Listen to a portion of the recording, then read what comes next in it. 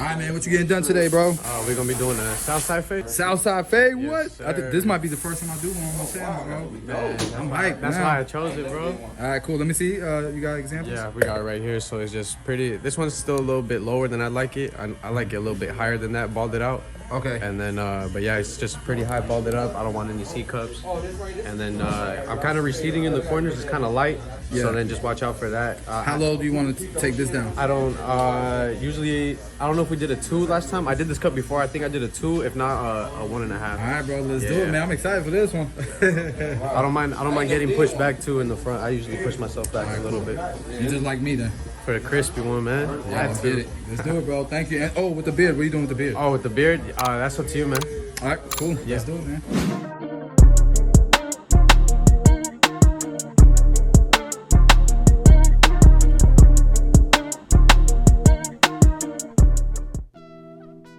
YouTube, what is going on, man? I got excited about this cut. You heard his concern with his corners, so we did a number 3 in his corners, and we're gonna do a number 2 the rest of the way through. So we're lowering everything down to a number 2, and I think I did a SouthSide fade maybe 5 years ago. It's been that long. People don't really get that out here, but in Florida.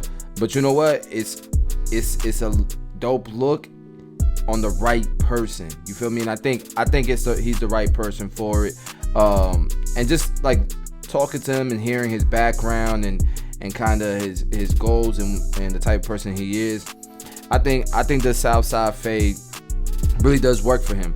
Now, if you notice, I'm doing my initial guideline. He did say he wanted it higher than in the picture, so we're making sure that we bring it up higher towards the back. I like to kind of slant down to try to keep some of that hairline and give some type of a gradients into the top, especially around the hairline. I think that's super important. I think that's what kind of makes the SouthSide fade pop a little bit more, where most of the fade is coming from the crown up.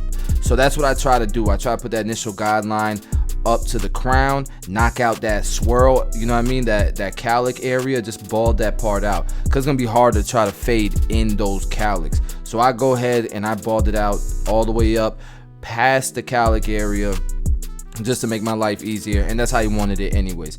Followed up with the shaver. I'm using the new Babyliss FX3s. These things, I think they come out September, and they're fire. He wanted his C cup out, so we went ahead and balded him all the way up past the C cup. And now we're gonna fade this like we would fade any fade, right? Like, we're gonna start with our sections, blade open section. Now, one of the biggest differences is you have to make sure that you're going against the grain. So you're gonna notice that I flip my clipper around quite a bit, just to try to get it nice and even, just like you see here, against the grain. That way I can set myself up for success, and I can create a nice blend within each of my sections, and make sure that they're nice and even all the way through. So just like we would on any other ball fade, we're gonna start closed, or you could fade down and close it little by little, but I started closed and opened it up a quarter of the way. Every quarter of the way I go up.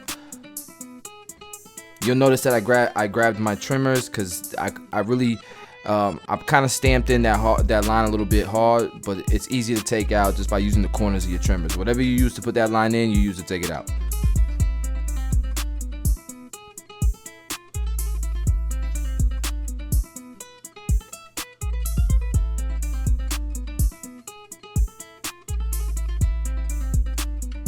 And I know for some of you guys, man, it looks like it's gonna be super, super high, and it's supposed to be. It's a SouthSide fade, and he asked for it to be higher than what you saw in the picture.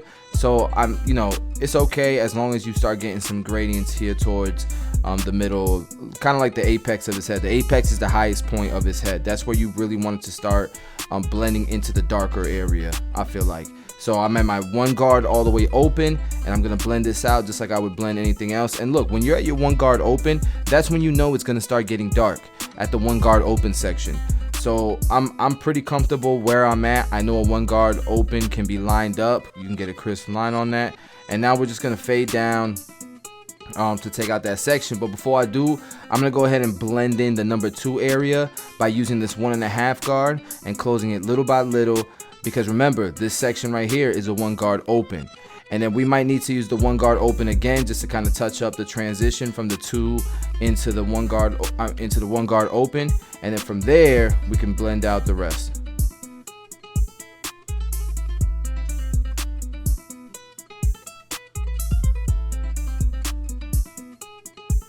Look how I'm like flipping the clipper around trying to get it against the grain. All right, so now we're gonna finalize this with the half guard.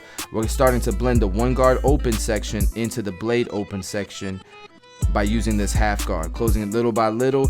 And this gets a little bit tough because again, this is like kind of like the sweet spot area where you're kind of where the crown is, and the hair is growing forward. So you really got to make sure you're going against the grain and getting everything to kind of blend in nicely, which is kind of difficult to do when you're fading, kind of like the reverse direction you're used to. Hopefully that makes sense to you guys.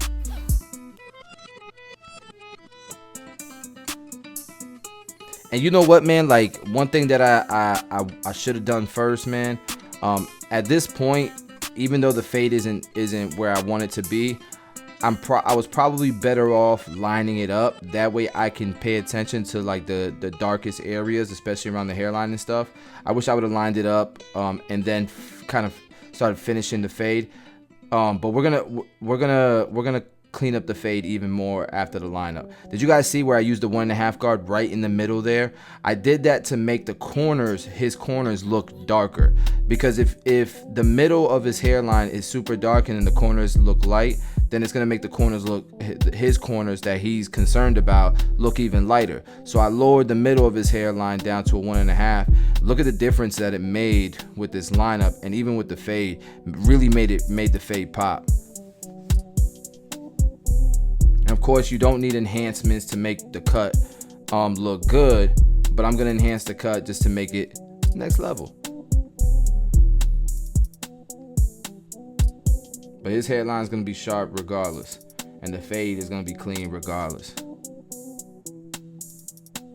One thing you notice I'm doing, I'm coming in from the top of his hairline and slowly going down, and then moving the trimmer to the right to get it as sharp as possible. Now we're gonna go ahead and enhance the cut.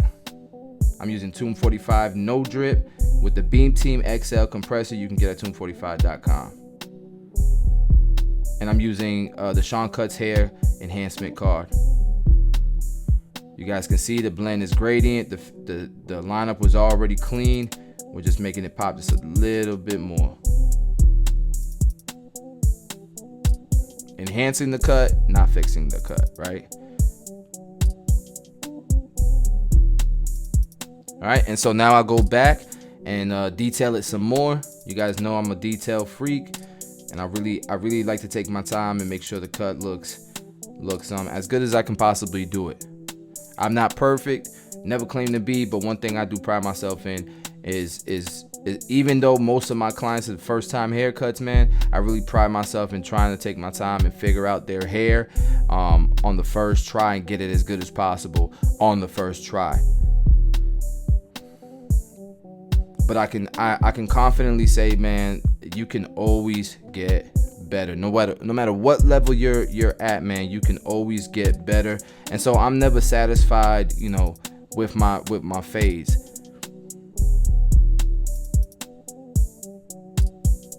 And a lot of times, man, clients, like I always tell you guys, a lot of times clients, they could be very satisfied, beyond satisfied, and barbers will still be fading because, you know, it's an art, you know what I mean? It's your craft, so I totally get it. So we're gonna blend in his beard now and then line it up. I'm not gonna take too much off because I like how dark his beard is.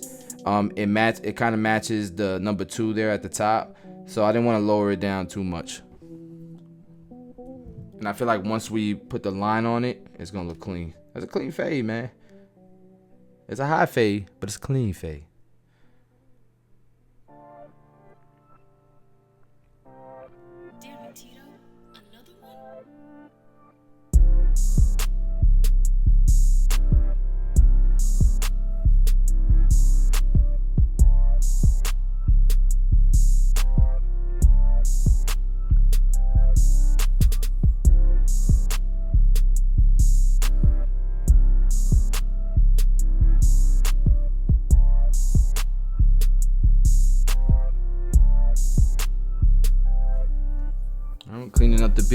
making sure it's nice and symmetrical with his jawline and with the top line here. So guys, this is the before. Now let's check out the after.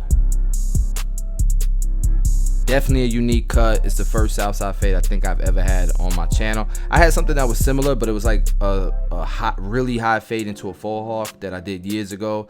But yeah, man, it's nice to get something new, something unique on my channel. Shout out to Flow Cuts. Let me double check, make sure that's his. Hold on. Yeah. Flow Cuts with a Z at the end. He came all the way from Salt Lake City to come check out your boy and get a cut. Guys, I hope you guys enjoyed the tutorial. You learned something. Let me know in the comments what you thought. Smash the like button, all that good stuff. I'll see you guys tomorrow. Daily content.